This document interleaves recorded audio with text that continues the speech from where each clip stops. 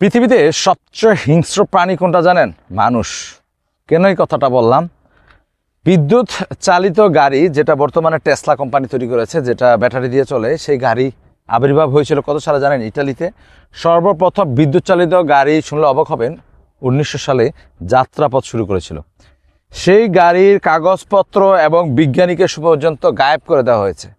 তৎপরবর্তীতে শুনলে অবাক হবেন, নিকোলা টেসলার যে উদ্ভাবনী ছিল, তার যেই তৈরিকৃত জিনিসপত্র ছিল, সব কিছু কিন্তু গায়েব করে দেওয়া হয়েছে সেকেন্ড টাইম।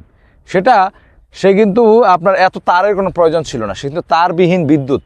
যেমন আমরা এই বিদ্যুতের যে ফ্যাক্টরিগুলো আছে, সেখান থেকে আমরা বিদ্যুৎ বাড়িতে পর্যন্ত আনতে যে পরিমাণ তারের প্রয়োজন হয়, এটা কিন্তু প্রয়োজন ছিল না। এটা ছাড়াই কিন্তু বিদ্যুৎ উৎপাদন করেছিল, সে বিদ্যুৎ ট্রান্সফার করেছিল। নিকোলা টেসলার এই আবিষ্কারটা পর্যন্ত গোপন করে রাখা হয়েছিল।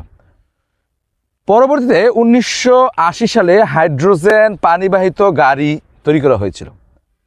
শুনলে অবাক হবেন যে এই গাড়িটার কাজ হচ্ছে পানি দিয়ে গাড়ি চলবে। তৎপরবর্তীতে যে কোম্পানিগুলি যারা বিদ্যুৎ তেল দিয়ে সব কিছু তৈরি করতো, তেল বিক্রির যে বিষয়টা ছিল সেটা বন্ধ হয়ে যাবে, সেজন্য এই বিজ্ঞানীকে সহ এই প্রযুক্তিটা গায়েব করে দেওয়া হয়েছিল।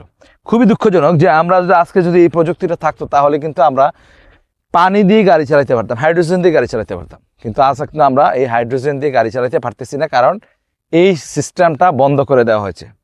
তৎপরবর্তীতে আমরা যে এআই, আমরা 2026 সালে এসে আমরা যে ইউজ করতেছি এআই প্রযুক্তি, এই প্রযুক্তি কত সালে উদ্ভাবন হয়েছিল জানেন?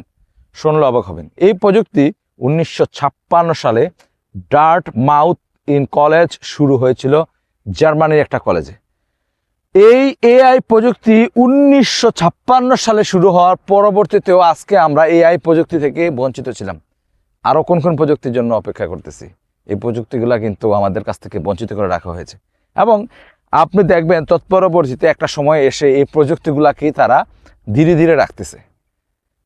আমার ভিডিওগুলি যদি ভালো লেগে থাকে, শেয়ার করে দিবেন এবং পরবর্তী ভিডিও পাওয়ার জন্য অবশ্যই পেজটাকে ফলো করার সঙ্গে থাকবেন। ভালো থাকেন, সুস্থ থাকেন। আসসালামু আলাইকুম।